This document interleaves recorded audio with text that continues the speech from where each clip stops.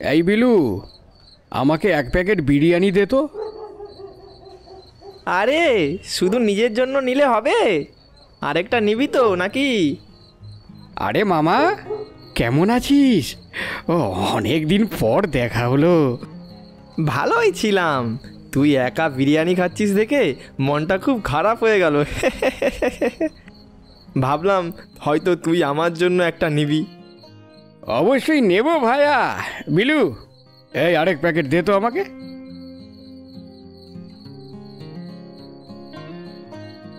অনেকদিন পর দুই ভাইতে দেখা, জমিয়ে বিরিয়ানি খাওয়া যাবে, যাই বল। চল চল, আমার ঘরেই চল। বলি কি, তার সাথে একটু লাল জল হবে নাকি? তাহলে আর কি জমে যেত। পাগল নাকি? ঘরে বউ আমার আসবটি নিয়ে তাড়া করবে তো। আর এখন পাবো কোথায়? এত রাতে দোকান খোলা থাকবে না রে। আরে বাবা, আমার কাছে সব সময়ই থাকে। আর তোর বাড়িতে খাবো না, অন্য জায়গায় খাবো। চল চল। অন্য কোথায় খাবি?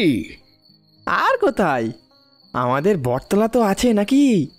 এত রাতে ফাঁকাই পাবো। চল ওদিকেই যাই। চলো গুরু, এই ঠান্ডায় জমে যাবে। খাবার পর বিশ্ব ব্রহ্মাণ্ড দেখবি বনবন বনবন করে ঘুরছে।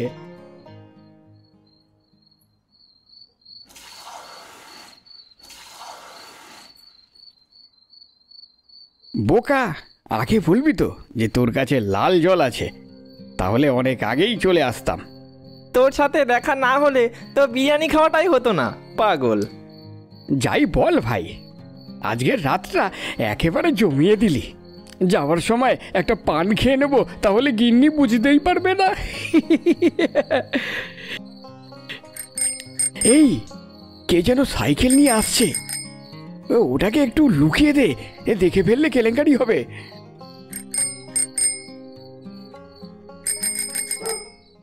বাবারে বাবা, কি ঠান্ডাটাই না পড়েছে। একেবারে পড়ি কি মুড়ি অবস্থা। ঘরে গিয়ে লেপের তলায় ঢুকে পড়ে একেবারে সকালবেলা বেরোবো। উফ, বাবারে বাপ, ওরে বাবা। হ্যাঁ রে, এটা পাঁচুদার ছেলেটা না? তাই মনে হয়। যাই হোক, আগে এগুলো তো লুকিয়ে ফেল, দেখে ফেললে একদম সর্বনাশ হয়ে যাবে। এই এই এই এই গেল রে গেল রে গেল রে, যা যা যা। ওরে পাগল নাকি? বাবা, বাবারে ফাঁকা রাস্তায় দেখতেও পাই না। মরে গেলাম রে বাপরে বাপ, মরে গেলাম। পাটা একেবারে ভেঙে গেল নাকি?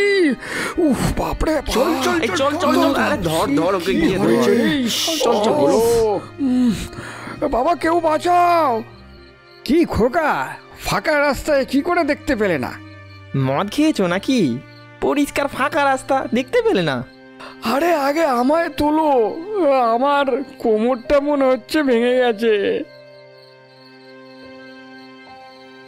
এবার বলো তো খোকা, কোন দোকানের গাঁজা খেয়েছো যে এত ফাঁকা রাস্তায় উল্টে পড়ে গেলে? দিব্যি করে বলছি কাকা, আমি কোনো নেশা ভান করি না। ঠান্ডায় কাঁপতে কাঁপতে আসছিলাম, হঠাৎ বটতলার কাছে আসতেই দেখি একটা কালো মতো ছায়া আচমকা আমার সাইকেলের সামনে এসে পড়ে। ওকে বাঁচাতে গিয়ে আমার এই অবস্থা। কোথায় কালো ছায়া ভায়া? এখানে তো কোথাও কিছু দেখতে পাচ্ছি না। আমার মনে হচ্ছে ওই একই ব্যাপার। কোন ব্যাপার বলো তো ভাইয়া? কদিন ধরে দেখছিস না, এই বটতলায় অনেকে রাতে বিরেতে কালো ছায়া দেখতে পাচ্ছে। আচমকা দেখা দিয়ে হঠাৎ কোথায় যেন মিলিয়ে যাচ্ছে। কি বলছিস রে? হ কাকা, আমি ওই ছায়াকে আর দেখতে পেলাম না। এই চল চল, বাড়ি চলে যেতে হবে। এখানে দাঁড়িয়ে আর কোনো কাজ নেই। আমার মনে হচ্ছে তুমি একাই বাড়ি চলে যেতে পারবে। দিব্যি ফাঁকা রাস্তা আছে, আস্তে আস্তে চলে যাও। হ কাকা, আমি একাই যেতে পারবো। চল চল, এখানে দাঁড়িয়ে আর কি হবে? ঘরে যাই গিয়ে, চল।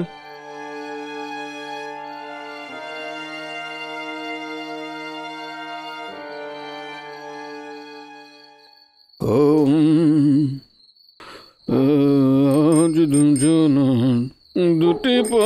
যেন দুটি দিকে গেছে বেঁকে। উফ, বাপরে বাপ, কি ঠান্ডাটাই না পড়েছে। সন্ধেবেলা এত কুয়াশা, মনে হচ্ছে যেন রাত নেমেছে। উফ,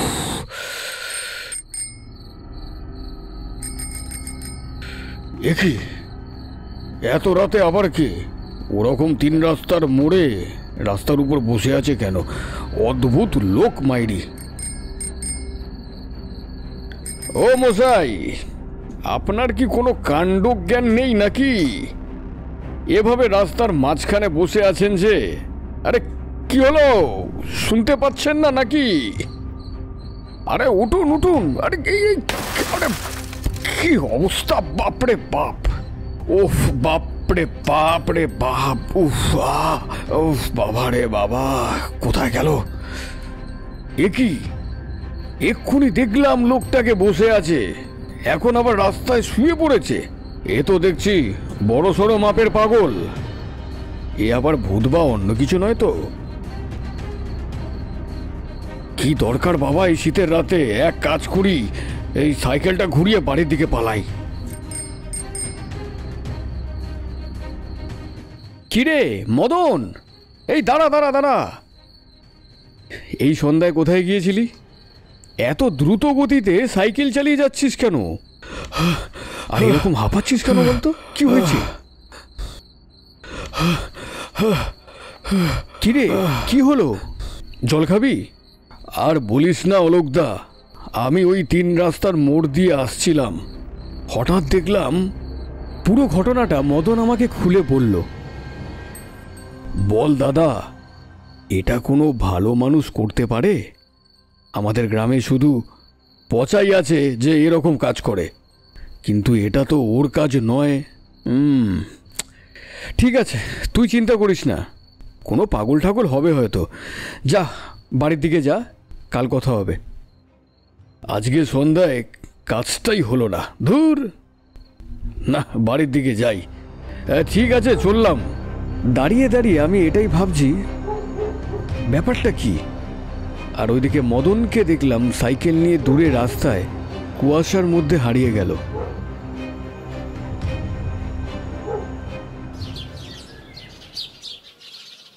পরের দিন সকালে আমরা গ্রামের কয়েকজন মিলে মোড়ের মাথায় দাঁড়িয়ে আলোচনা করছিলাম। দেখ, কদিন থেকে আমার কানে আসছে এখানে ঘটে যাওয়া অলৌকিক ঘটনাগুলোর কথা, কিন্তু এগুলো ওদের ভ্রম নাকি কি, এটা আমি কিছুই বুঝতে পারছি না।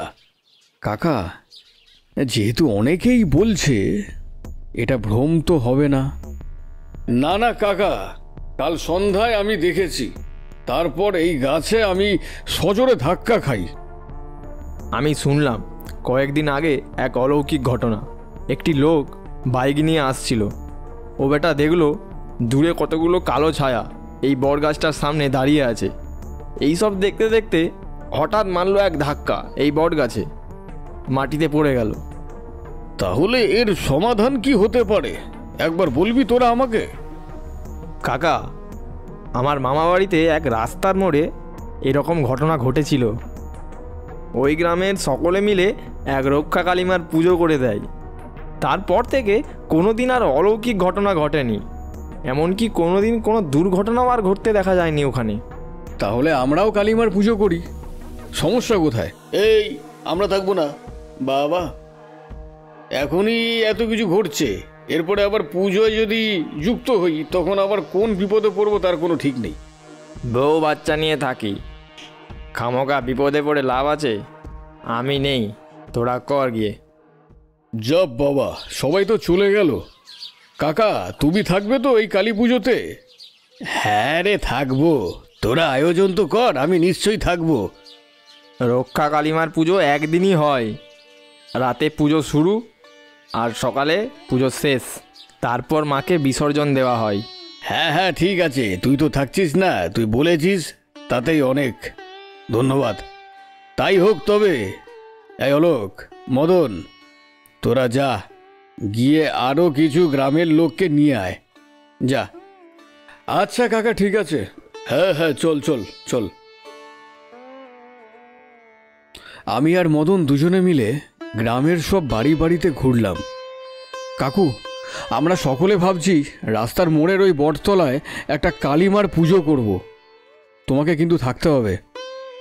না না বাবা, যা সব বলো কি ঘটনা শুনতে পাচ্ছি, এই বুড়ো বয়সে ওসব ঝামেলায় আমি যাব না, তোরা করে গিয়ে যা। আরে কাকা, আমরা তো আছি, চলোই না, কিচ্ছু হবে না।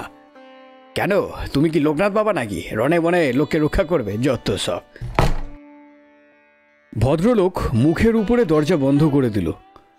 এহেন অপমান সহ্য করা যায় না। যাই হোক, আরও কয়েকটা বাড়িতে গেলাম। শম্ভুদা, আমরা ভাবছিলাম ওই বটতলার মোড়ে একটা কালী পুজো করব। না না ভাই, আমি পাগল নাকি?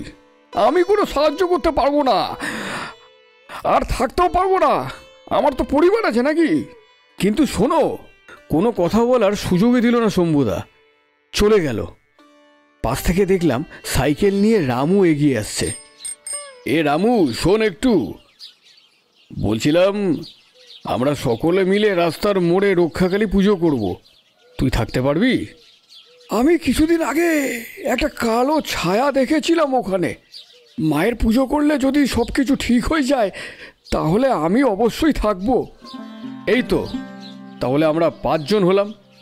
ঠিক আছে, এখন আমরা দুজনে কাজ শুরু করি, পরে বাদবাকি দেখা যাবে।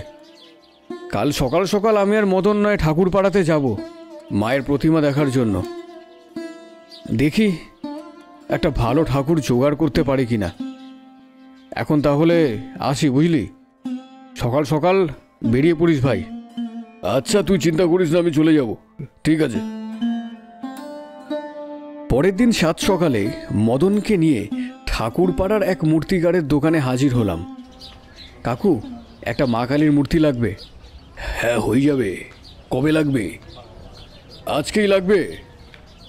আজকে মানে? আজ কি করে দেবো খোকা? আগে থেকে না বললে হয় এসব? কাকু, রক্ষাকালী পুজো করব, 1 রাতের ব্যাপার। আজ শুরু করব, কাল ভোরে শেষ। এ তো বুঝলাম বাবু, কিন্তু আমার কাছে তো এখন সেরম বড় মূর্তি নেই, থাকলে নিশ্চয়ই দিতাম। পুজোটা কোথায় করবে? কেন, আমাদের বটতলায় করব।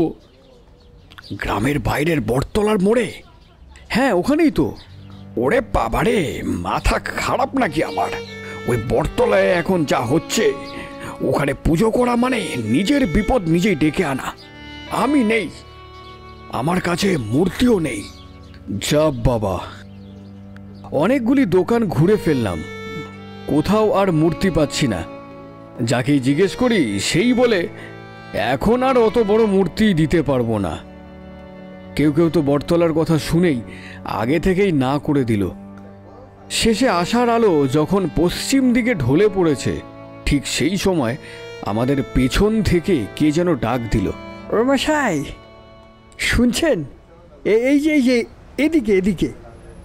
দেখলাম একটা মাঝবয়সী লোক আমাদের দিকে এগিয়ে আসছে। বলি, ঠাকুর খুঁজছিলেন? হ্যাঁ, খুঁজছিলাম। রক্ষাকালী পুজো করবেন, তাই তো? আরে হ্যাঁ, আগে বলো না কেন? আমি আপনাদের ঠাকুর বানিয়ে দিতে পারি। তুমি বানাবে মানে? কিভাবে বানাবে? তুমি কি ঠাকুর বানাতে পারো? দেখো, আমার নাম সতীশ পাল। অনেক ছোট থেকে মূর্তি বানাই আমি। পারিবারিক সমস্যায় অনেকটা ধার হয়ে যায় বাজারে। পরে একমাত্র ছোট্ট একটা দোকানকে বিক্রি করে দিয়ে বাজারের ধার মেটাই। তারপর থেকে 1 মাস হয়ে গেল, কোনো কাজ আর পাইনি। বাজারে ঘুরে বেড়াচ্ছি আর ঘরে যা পাই তাই খাচ্ছি। আপনারা যদি আমাকে ঠাকুর বানাবার কাজটা দেন তাহলে খুব সুবিধা হতো আর কি। এই ব্যাপার। আমি আর মদন একে অপরের দিকে তাকালাম। দেখো, কাজটা করতে পারবে তো? ভালো করে করতে হবে কিন্তু। হ্যাঁ, পারবো দাদা, একবার দিয়েই দেখুন না। কোথায় মূর্তিটা বানাবে? কেন, ওই বটতলাতেই বানাবো। আজ রাতে শুরু করব, কাল রাতে 12টায় শনিবার পড়বে। ভালো দিন, কালকেই পুজোটা করে নিও। তুমি একা থাকতে পারবে তো সারা রাত ওখানে? মায়ের মূর্তি গড়ছি, মাই রক্ষা করবে।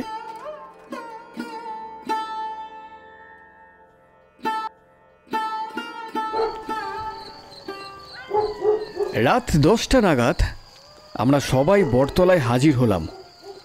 গোটা গ্রামটাই যেন কুয়াশার প্রলেপে ঢেকে গেছে। দূরে গ্রামের কাছ থেকে শিয়ালের ডাক ভেসে আসছে। গাছের ওপর থেকে একটা পেঁচা ডেকে উঠল, যেন আমাদের জানালো খুব বড় একটা ভুল করে ফেলেছি। অলোক, মাটি জোগাড় হয়েছে তো? হ্যাঁ কাকা, অনেক মাটি পেয়েছি। কি সতীশ, হবে তো ওতে? হ্যাঁ, হয়েও অনেক বেশি। ভাই সাবধানে, যা লাগবে এখনই বলো। এই, তুই কিছু খেয়েছিস?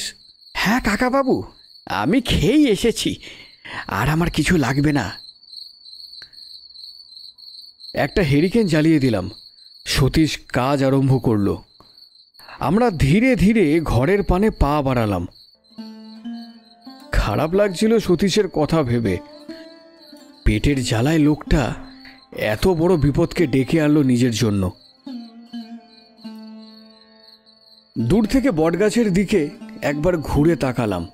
শুনলাম সতীশ আপন মনে গান ধরেছে। গড়াতে চাই ওরের বাতি, মায়ের মূর্তি গড়াতে। কিন্তু দূরে ওগুলো কি? অনেকগুলো কালো ছায়া নাকি? ভয়ে শিউরে উঠলাম। চোখ রোগড়ে নিয়ে দেখলাম, না, কই কেউ নেই তো। ভুল দেখলাম। অলোক, চল রে, দাঁড়িয়ে পড়লি কেন?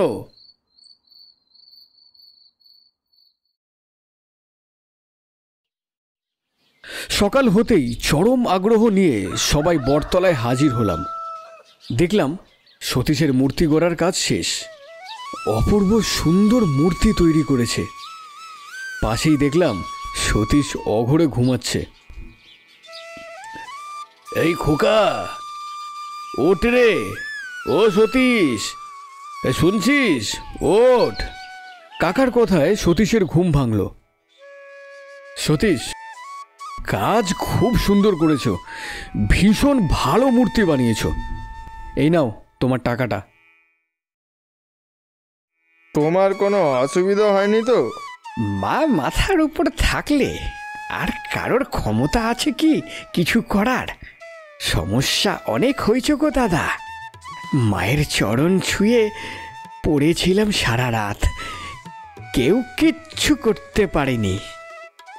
সতীশের কথায় সবাই চমকে উঠলাম। মানে কি হয়েছিল শুনবেন? রাত তখন কত জানি না, কাঠামোর উপর সবে মাটি লাগানো শেষ হয়েছে।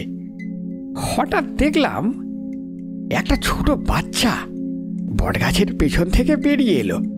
বলল ওর সাথে যেতে হবে। আমার খটকা লাগলো, এই ঠান্ডার রাতে এখানে একটা বাচ্চা কি করে আসবে? আমি পাত্তা না দিয়ে মায়ের নাম জপতে থাকলাম।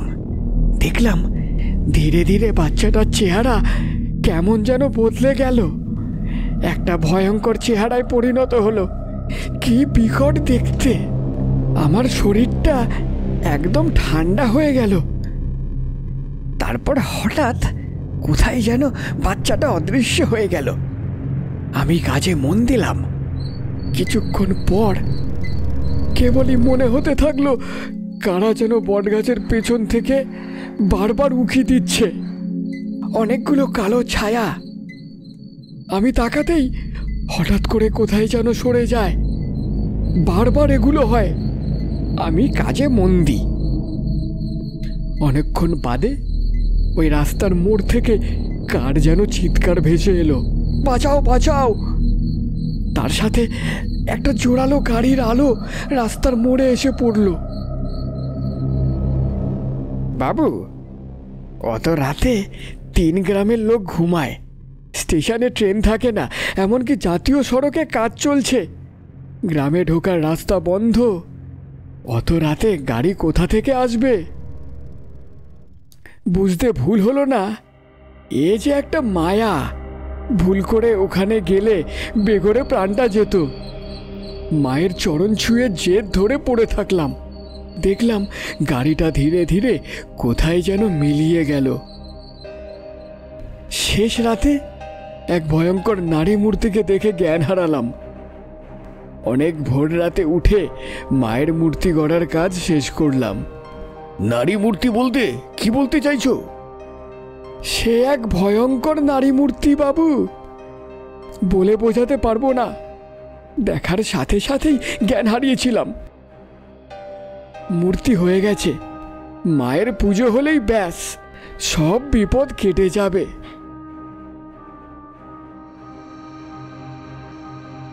সতীশ বাড়ির পথে পা বাড়ালো। আমরা পুজোর আয়োজন শুরু করলাম। সবই হলো, কিন্তু সমস্যা হলো এই যে ঠাকুর মশাইকে কোথাও পাওয়া যাচ্ছে না। আরে অলোক, এবারে কি হবে? বাবুন ঠাকুর ছাড়া পুজো কিভাবে করব? কেন, আমাদের খুড়ো কি বলল? কেউ রাজি হচ্ছে না কাকা। যখনই শুনছে বটতলায় পুজো তখনই পালিয়ে যাচ্ছে। আর কেউ তো নেই, ওই খুড়োই ভরসা একমাত্র। কিন্তু ওকে রাজি করাবে কে? মদন, একমাত্র মদনই পারবে এই কাজ করতে।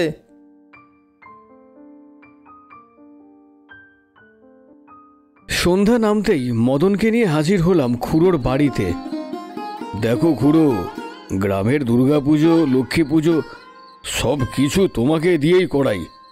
আজ তুমি যদি এমন বলো তাহলে আর আমাদের কিছু বলার নেই। গ্রামের ভবিষ্যৎ তোমার উপরেই নির্ভর করছে। আরে আমার একটা সংসার আছে, আমার কিচ্ছু হয়ে গেলে আমার ছেলেটার কি হবে বলো তো? পরিবার কি আমাদের নেই? কি বলতে চাইছো বলো তো? চলো চলো, কিছু হবে না, চলো খুড়ো চলো। মদন একরকম জোর করেই খুড়োকে বাইকে বসিয়ে নিয়ে চলল বটতলার উদ্দেশ্যে। আরে বাবা, তোরা বুঝছিস না, এ আত্মা খুব ভয়ঙ্কর, আমাদের কাউকে ছাড়বে না, দেখে নিস। তুমি খালি ভালো করে পুজোটা করে দিও, তাহলেই হবে। তোমার কিছু হবে না, এ দায়িত্ব আমাদের। রাস্তার মোড়ে টিমটিম করে জ্বলছে একটা লাইট। রাত 12টা বাজতেই মায়ের পুজো শুরু হলো। সামনে আমরা সকলে দাঁড়িয়ে। পুরোহিত মশাই পুজো শুরু করলো। হঠাৎ কোথা থেকে যেন পাথরের টুকরো আমাদের মাঝে এসে পড়তে শুরু করলো। সকলেই এদিক ওদিক দেখতে থাকলাম। তীব্র গতিতে ঝড় শুরু হলো। সামনে থাকা লাইটটি ভেঙে পড়ল মাটিতে। ঠাকুর মশাই, এ পুজো থামালে কিন্তু চলবে না, আপনি পুজো করুন, আমরা দেখছি এখানে। কাকা, এগুলো কি শুরু হলো গো? দুটো হেরিকেন চালিয়ে দিলাম মায়ের মূর্তির সামনে। কেউ ভয় পাবি না, কিন্তু যদি কিছু সমস্যা হয় তবে আমি এগিয়ে যাব। আমার মৃত্যুর পরই তোদের গায়ে কেউ হাত দেবে। কি বলছিস এসব? আমরা সবাই একসঙ্গে লড়বো। সবাই মাকে মনে মনে স্মরণ কর, মাই আমাদের সকলকে রক্ষা করবে।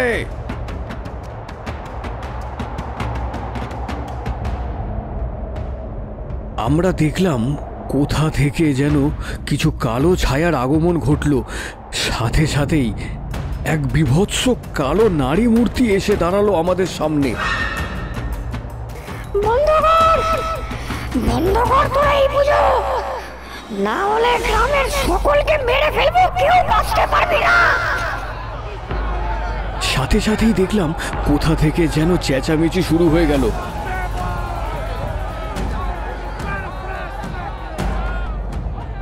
ঝড়ের বেগ যেন বেড়েই চলেছে।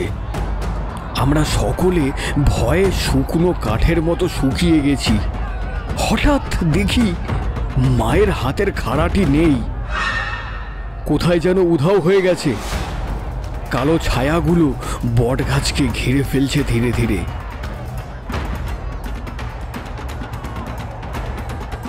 কাকা দেখো, মায়ের হাতের খাড়াটা নেই। কি বলছিস রে, বিভৎস সব দৃশ্য। জয় মা, জয় মা, কি বিভৎস রূপ। তোরা এদিকে একবার তাকিয়ে দেখ। মদনের দিকে ঘুরে দেখি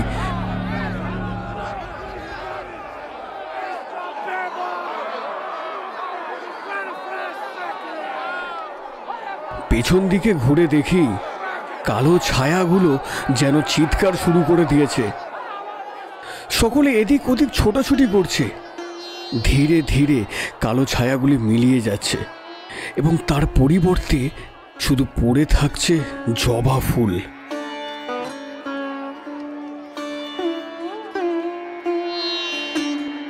আমরা সকলে আনন্দে মেতে উঠলাম।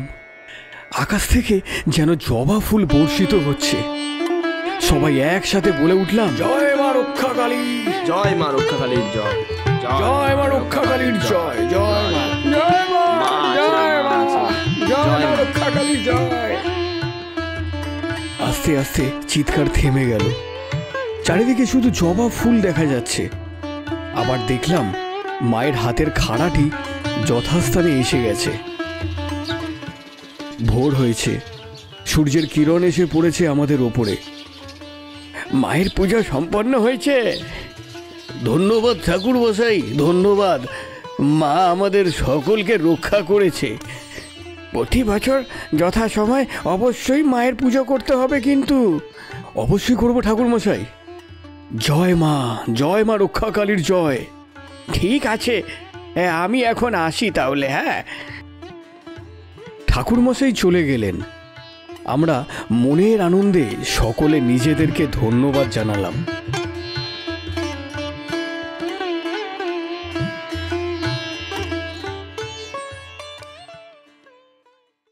কিছুদিন হয়ে গেছে। আমরা এখন দিনরাত ওই রাস্তার মোড়ে গাছের গোড়ায় বসে থাকি। কোনো রকম অলৌকিক ঘটনার কথা আর কোনোদিনও শোনা যায়নি। অদ্ভুতভাবে মায়ের আশীর্বাদে সতীশের কপালও খুলে গেছে। অনেক বড় হয়ে গেছে সে, নিজের দোকান করে নিয়েছে, আর্থিক দিক থেকে অনেক উন্নতি হয়েছে। প্রতি বছর এই সতীশ মায়ের পুজোর জন্য মূর্তি সে বিনামূল্যে দেয় আর পুজোতে আমাদের পাশে থাকে।